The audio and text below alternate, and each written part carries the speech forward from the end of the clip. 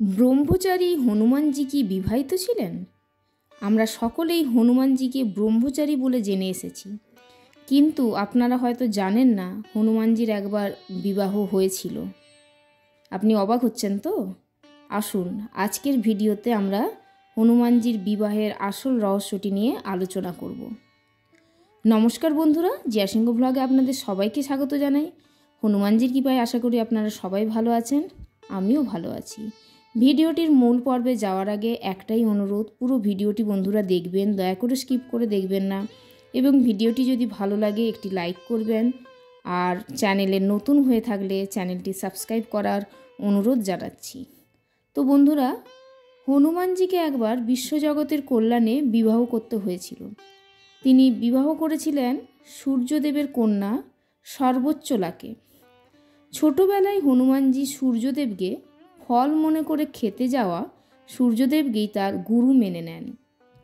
তিনি সূর্যদেবের কাছ থেকে মোট 9টি বিদ্যা রপ্ত করতে গিয়েছিলেন। প্রথম 5টি বিদ্যা উনি শেখার পর শেষ 4টি বিদ্যার জন্য উনি অসমর্থ হয়েছিলেন, কারণ শেষ 4টি বিদ্যার জন্য উনাকে বিবাহিত হতে হতো। কিন্তু উনি তো ব্রহ্মচারী।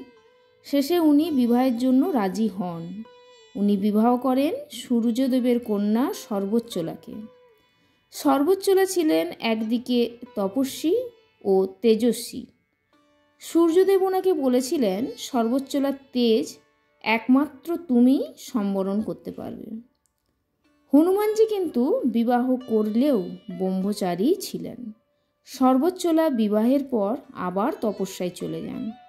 হনুমানজি সূর্যদেবের কাছে তার সম্পূর্ণ বিদ্যা শেষ করেন। এই ঘটনার উল্লেখ আছে পরাশর সংহিতায়। পরাশর সংহিতায় বলা আছে যে সূর্যদেব নিজেই এই বিবাহ সম্পর্কে বলেছেন যে এই বিবাহ বিশ্বজগতের কল্যাণে করা হয়েছে, এবং হনুমানজির ব্রহ্মচর্য এতে কোনোভাবেই প্রভাবিত হয়নি। তেলেঙ্গানার খাম্মাম জেলায় হনুমানজি ও সর্বোচ্চলার একটি মন্দির আছে, অনেক পুরনো। তাকে দেখতে দূর দূরান্ত থেকে লোকেরা আসেন। কথিত আছে যে হনুমানজি তার স্ত্রী সর্বোচ্চলার মন্দির দর্শনের পরে ঘরে স্বামী স্ত্রীর মধ্যে চলার সমস্ত উত্তেজনা শেষ হয়। তাহলে আপনি জানলেন হনুমানজিকে বিবাহ বন্ধনে আবদ্ধ হতে হয়েছিল। তবে এর অর্থ এই নয় যে ভগবান হনুমান ব্রহ্মচারী ছিলেন না।